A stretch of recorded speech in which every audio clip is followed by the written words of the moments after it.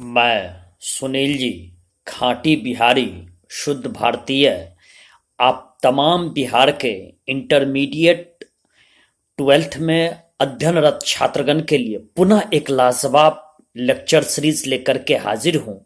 और इस बार मैं आपको पोएट्री सेक्शन में द सोल्डर, जो रूपर्ट ब्रुक की लिखी हुई है, उनकी लिखी हुई कविता का हिंदी भावार्थ बता रहा हूँ।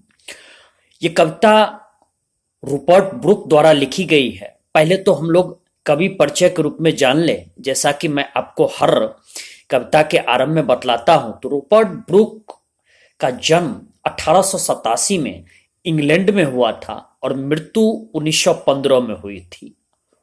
1887 1887 इनका बर्थ हुआ था और मृत्यु डेथ 1915।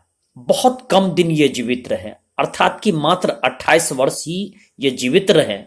लेकिन बहुत ज्यादा उम्र जीना महत्वपूर्ण नहीं है, बल्कि गुणवत्ता परक जीना, क्वालिटी गुणवत्ता के साथ जीना और एक वीर रस के साथ जीना, एक जिजीविषा के साथ जीना। वो भगत सिंह तो मात्र 23 वर्ष ही जिए, लेकिन उनकी जिंदगी आज भी वो अजर अमर है।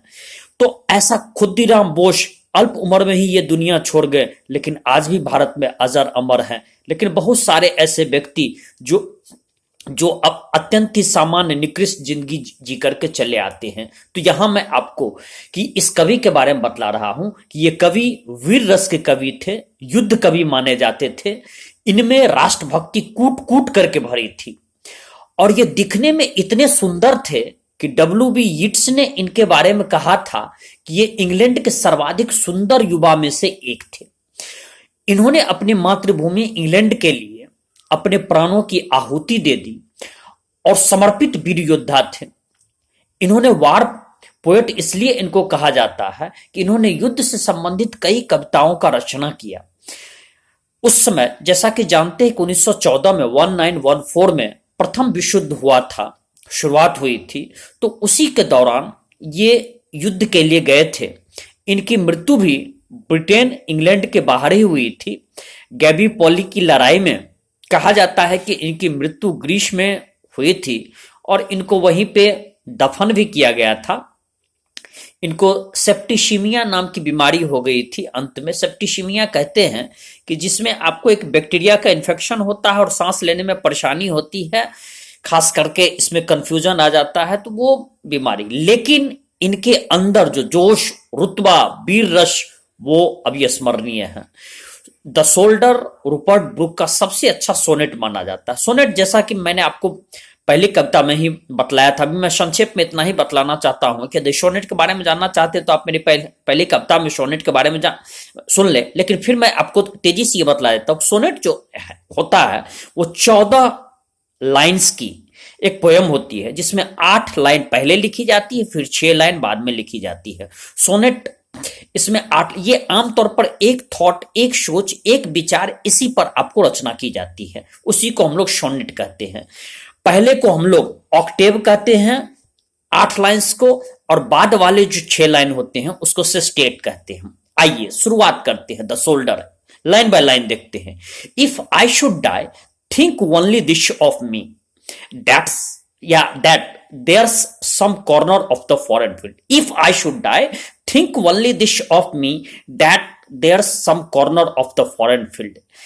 If यदि है, अर्थात कि कवि कल्पना के रूप में कह रहा है कि यदि मैं मरता हूं, यदि मेरी मृत्यु होती है, तो बस इतना ही सोचना समझना कि that's there's some corner of the foreign field, कि यदि मुझे दफन विदेश के किसी छोटे से हिस्से में किया जाता है, जहां मेरी मृत्यु होगी, दूसरे देश में जहां भी मैं मरूंगा, वहां पर यदि मुझे दफन किया जाता है, that is for ever England और दैट्स और देयर शैल बी, तो वो स्वतः ही वो ब्रिटेन इंग्लैंड का हिस्सा हो गया।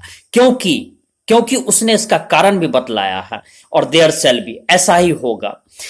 इन that rich earth a richer dust concealed, मेरी जिस्म जो इस धरती में जो दफन होगी, और मेरा जिस्म जो इस धरती में छुपा होगा, वो वास्तविकता में मेरा शरीर, मेरा जिस्म, ए डस्ट हुम इंग्लैंड बोर, जिसको इंग्लैंड ने जन्म दिया है, शिफ्ट, इसको आकार दिया है, इसको बनाया है, मिड अवेयर, और इसमें चिंतन, सोच, विचार, इसमें जानकारियां दी है। Give once her flowers to love, England ने ही, कवि ये कहना चाह रहा है कि इंग्लैंड की ही भूमि ने मुझे फूल दिया जिसके सहारे मैंने प्रेम किया। हर वेज टू रोम, तो हर वेज टू रोम कि इंग्लैंड ने ही मुझे स्वच्छंद विचरने की आजादी दी। रोम मीन्स होता है कि यत्र तत्र घूमना, ग्रामीण भाषा में इसको बौआना भी कहते हैं। तो स्वच्छंद मुझे विचरण करने की इंग्लैंड ने ही आजादी दी। ए बॉडी ऑफ इंग्लैंड्स, मेरा शरीर का कतरा कतरा इंग्लैंड से निर्मित है। ब्रीदिंग इंग्लिश एयर, मैंने इंग्लैंड की आबो हवा में सांस लिया है।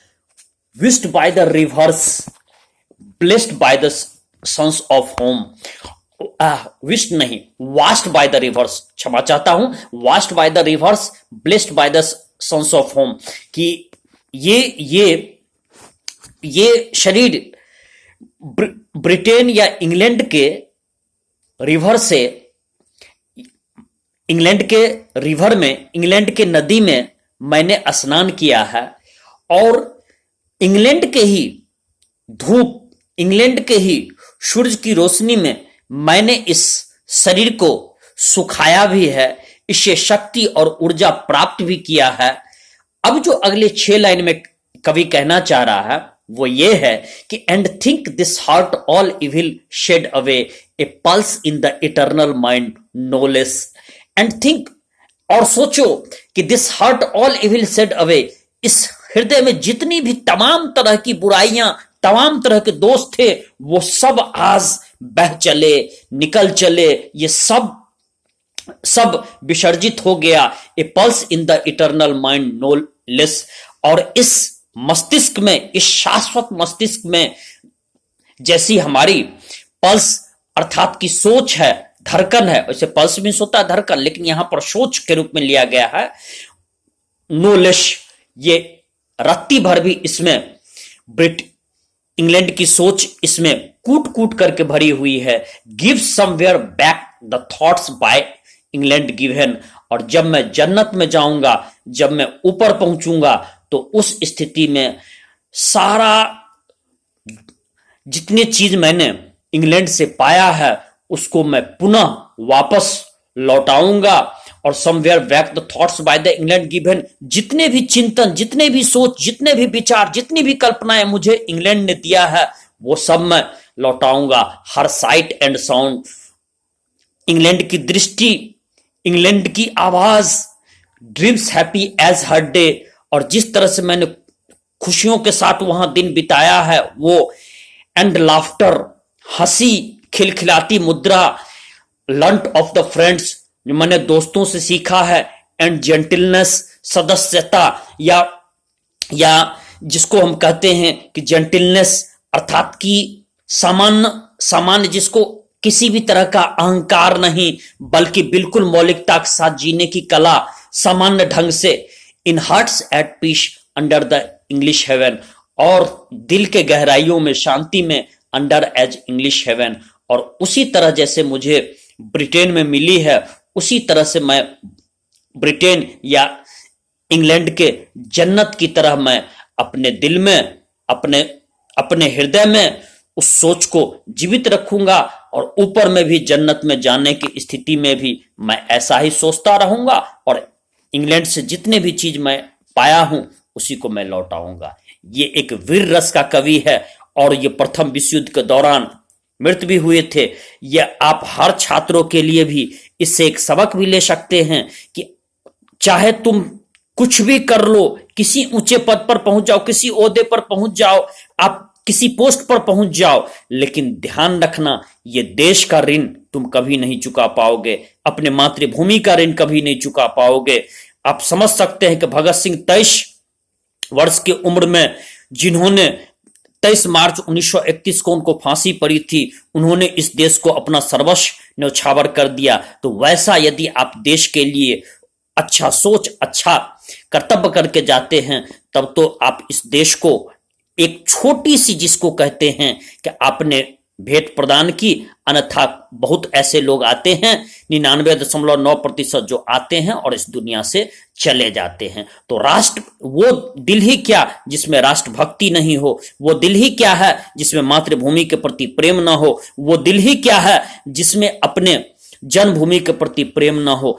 इसी सोच के साथ ये पोएट ने कविता लिखी है, और ये कविता भले ही ब्रिटेन के रूपर्ट ब्रुक ने लिखा है, लेकिन आप इसको अपने देश के भी संदर्भ में देख सकते हैं और अपने अंदर भी चेतना पैदा कर सकते हैं। मेरी तो अपनी एक व्यवहारिक सोच है कि मैं सुनील जी ये मानता हूं कि इस भारत में सबसे अच्छी मौत है कि वीर सैनिक जो तिरंगा में लिपटी हुई, यदि वो अपने देश के लिए शहीद होते हैं और तब जो उनका शव आता है और उसके बाद जो उद्घोष उस जवान का जय जयकार लगता है, उससे अच्छी मृत्यु शायद कोई नहीं हो सकती है, और वो पूजनीय है।